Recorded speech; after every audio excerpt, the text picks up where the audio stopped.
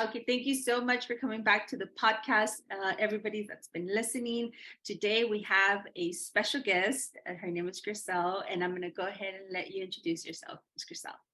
Thank you so much. Thank you so much for having me. I'm excited today. My name is Griselle, but everyone knows me as She Boss Mobile. You can follow me on Instagram. Everything that you follow me on is She Boss Mobile. So people call me She Boss, Hey Mobile, whatever it is. But my real name is Griselle. And you do notary. Yeah, so I am a notary first, but I'm a loan signing agent. That's my area of expertise. I love being involved in the real estate process at the closing table, we like to call it.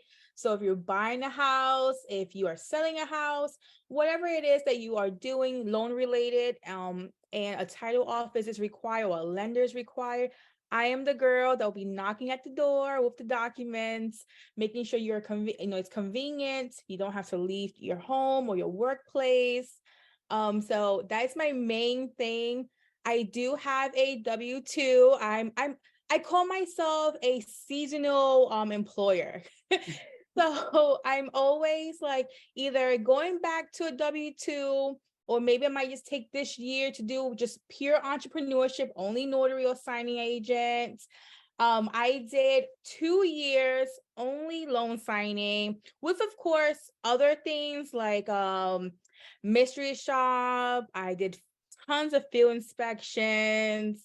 I'm also a digital creator. So if notaries need help with like getting into becoming a signing agent, I have, mini courses, I have templates, oh my gosh, scripts. So that digital part is more passive, which I love. So that's money always coming in every month. So that helps as well. But when it comes to actually paying for this roof over my head, I need to be out in the field. So I do, mobile notary, loan signing. That is my main thing. Awesome.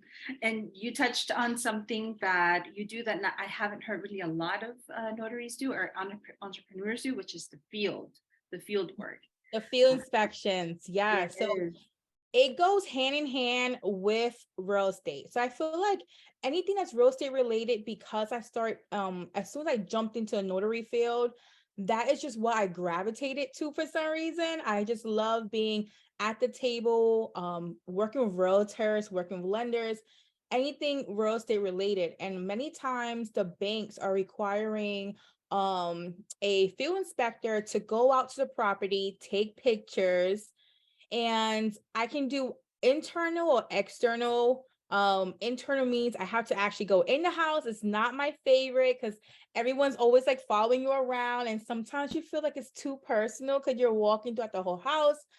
You have to actually see certain things like under the sinks, things like that. So it can get a little too intense sometimes. Like you feel like you just like opened their diary, like you're walking through their whole home, and True. sometimes it's just nerve-wracking. I love the external. I don't really have to bother you. I can either work with a company that only requires external pictures, or a company that requires external pictures and a small like questionnaire. So I might have to ask you a couple questions for like 10 or 15 minutes. Take pictures. Like I don't have a drone, but I have this like 40-foot stick pole. Nice. I put my phone on, I take pictures of the roof, I walk around the property. Depending on what company, I am a subcontractor, I like to call it. So certain companies need very detailed images. And then some companies are just like, just take, the side of the house, the front. If they don't want you on the property, or if they say, private property, no trespassing, you can go on the property, of course. It's just depending on what company you work with. I also work with, when it comes to field inspections, sometimes it's not real estate related. Sometimes I simply have to go meet the client that just had a car accident maybe, and they want to do an insurance claim, of course, and I have to take 10 to 15 pictures of the car, put in some details. I never ask questions. I'm not the investigator. I'm just taking pictures. Okay. So those I love. Those are like 5 minutes. Wham, I bam, love go. them. So Awesome, awesome. minutes. So really quickly, because I'm intrigued, and I'm pretty sure listeners are intrigued too. So getting into the field work, is that Mhm. easy? Is that hard? What's the process like?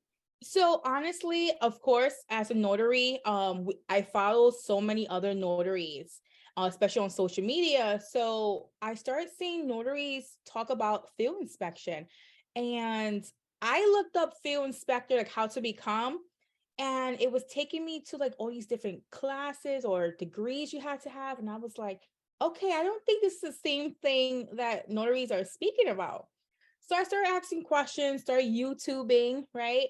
And I learned that field inspections, you do not need a degree. You simply need to pass the background check. So Oh, just like a notary, to become a notary, we need to be background checked and make sure we have like no priors. So it was the same thing. It was so easy. It was too easy. Like I kept emailing the companies like, so I'm hired, I'm contracted. Are you sure? Is there anything else I need? Do I need to take a train? There's like, no, every company will give you their own training.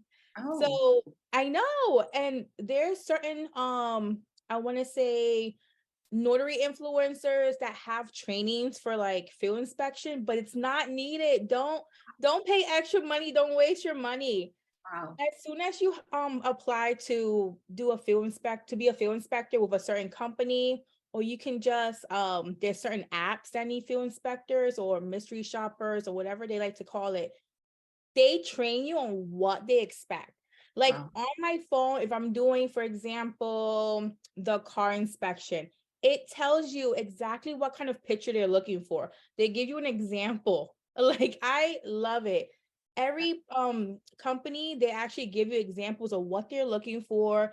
They give you a phone number that you can contact them if you have any questions because they need this done like Oh, ASAP. wow. So no need for extra training. I'm telling you, ladies, do not waste your time. Just go ahead and start Nice. applying. You can Google field inspection companies, or I do have a link in my bio of a list too. And go Perfect. ahead and just start applying. You're a Perfect. notary, tell them you're a notary, and they love it because they know your background check and know they can trust you.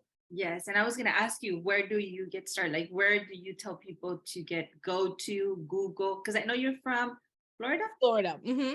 So, where, like, go to your respective state, or how do they get started? Just real quick. So like I just went on different, I have like different apps. I have let me go back to my app thing. I have an app called We Go Look. I just applied for that app. I downloaded it. They do a background check. So I get most of my like not field inspections. It can be a mixture of field inspections and mystery shop from the source. Okay. And I also do things with proxy picks. There's a list of agencies and companies that need people like us Uh-huh. that are, again, independent contractors that can just say, yes, I can do it, go and complete the job. But with that said, let me go ahead and start with the first one. First question: how do you balance the demands of entrepreneurship with your personal life? And what strategies do you use to manage stress and maintain a healthy work-life balance?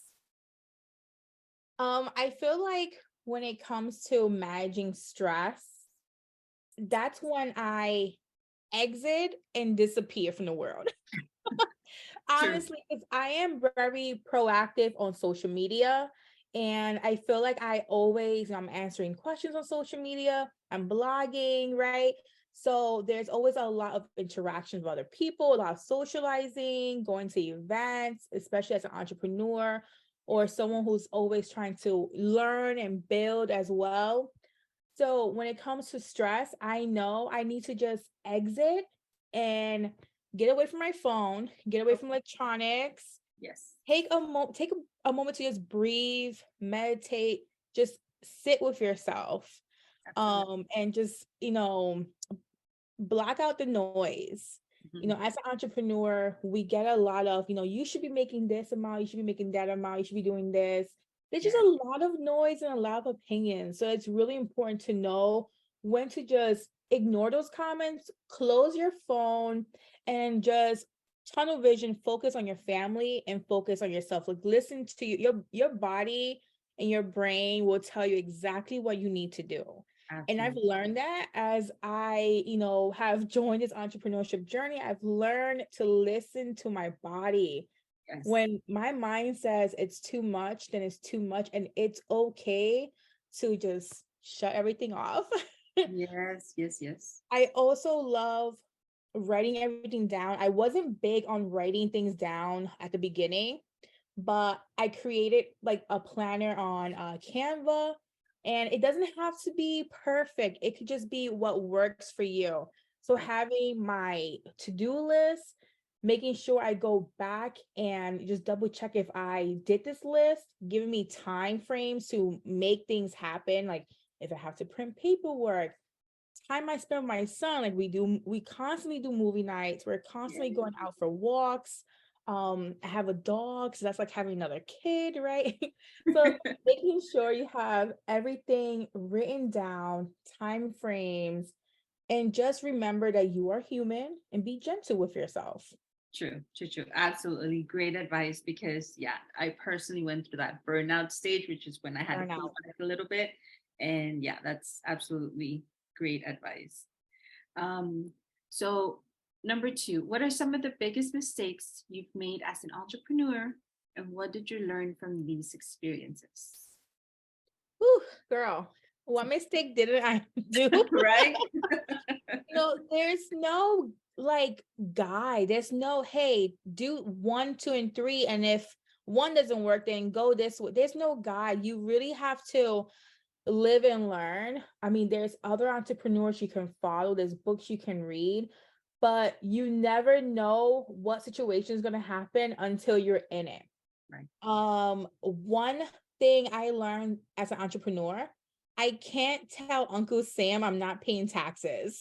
like, like we need to make sure as entrepreneurs, because we're so used to, clocking in, having a W-2 in our company, automatically taking those taxes out. Wow. We're so used to not even thinking about taxes and True. keeping everything organized from your expenses and just your income.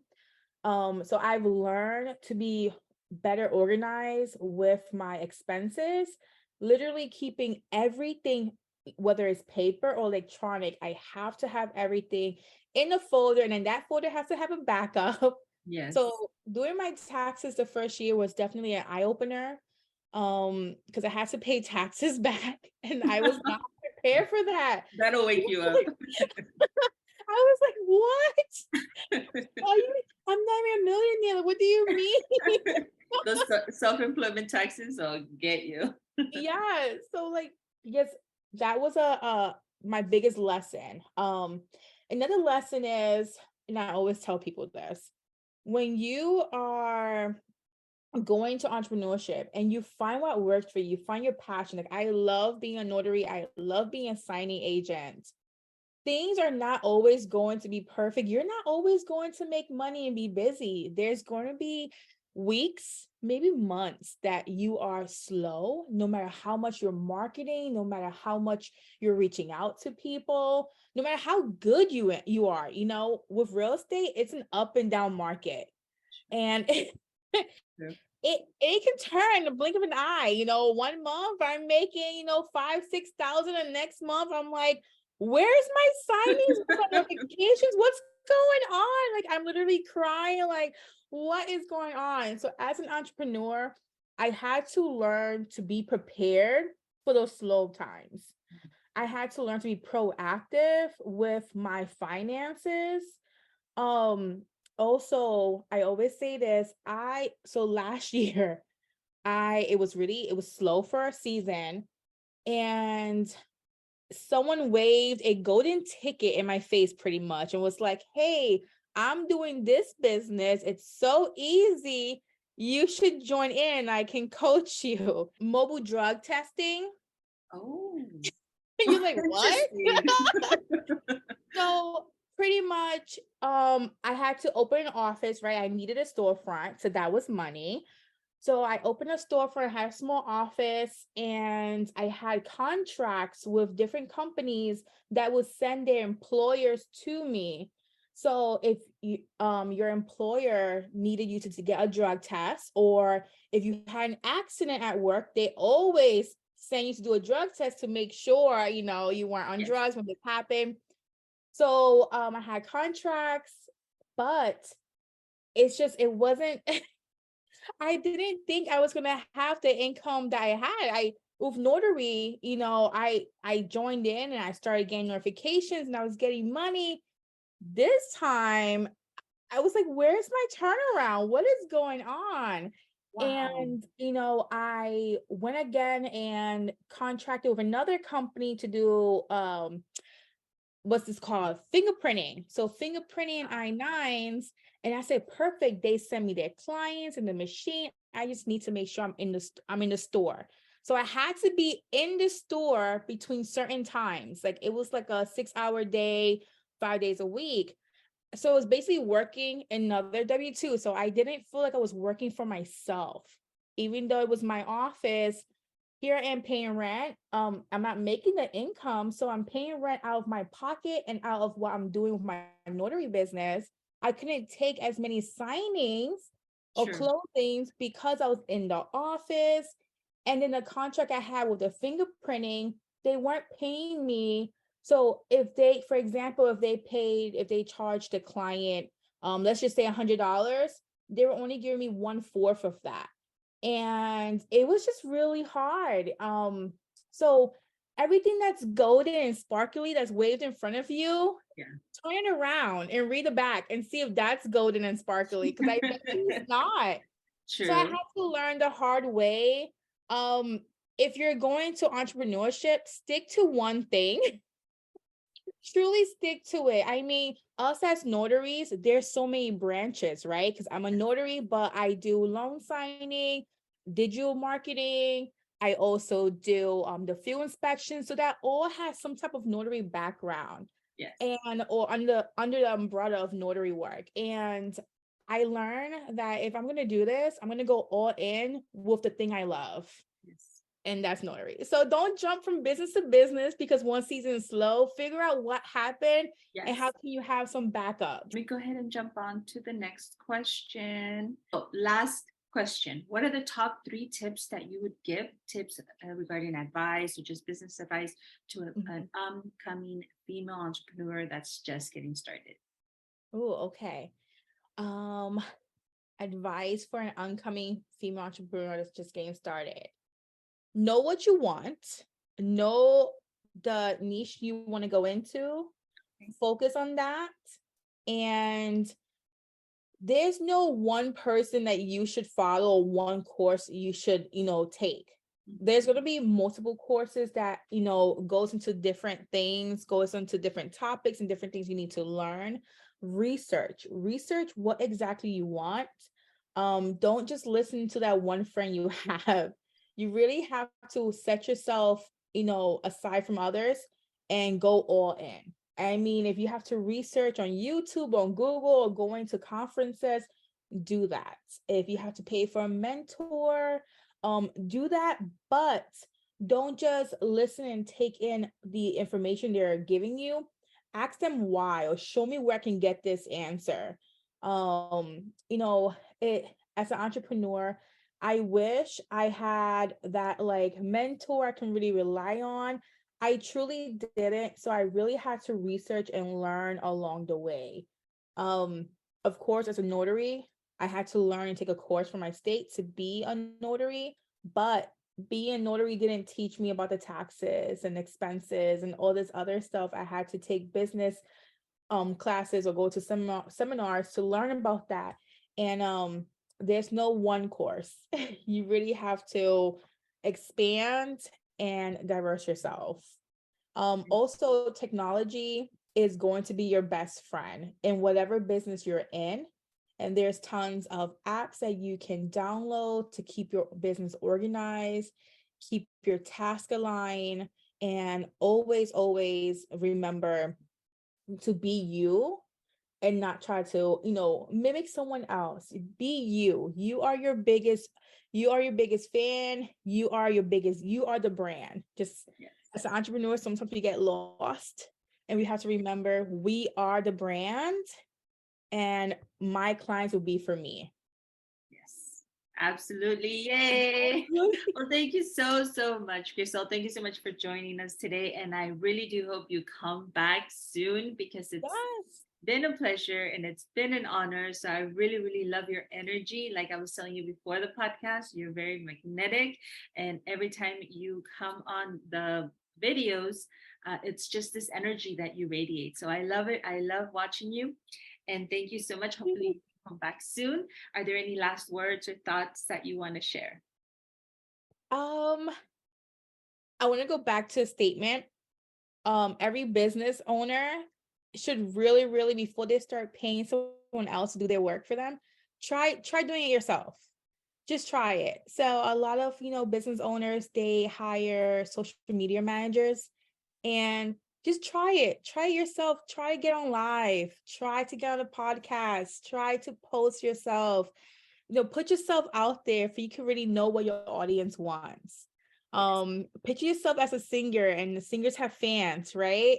And the singers will follow you. They will want to be in the same room as you. So picture that when it comes to, your business and your customers. It's the same relationship. So just put yourself out there. Your customers want to see you. Awesome. That's really, really good advice. It's very motivational because a lot of us do get a little bit fearful of the unknown and it stops us in our tracks and we just don't move from there. So that's really, really good information. Thank you. It's Yes. Well, thank you so much. Yes, go ahead. Go ahead. no, that's it. Okay. Awesome. Well, thank you so much for joining us and can't wait to have you back on, like I said. And that's pretty much it. Everybody else, thank you for watching. If you're watching from YouTube, thank you for listening. If you're listening from a podcast, really appreciate you. Can't wait to have you back. Bye. Thank you, everybody. Bye.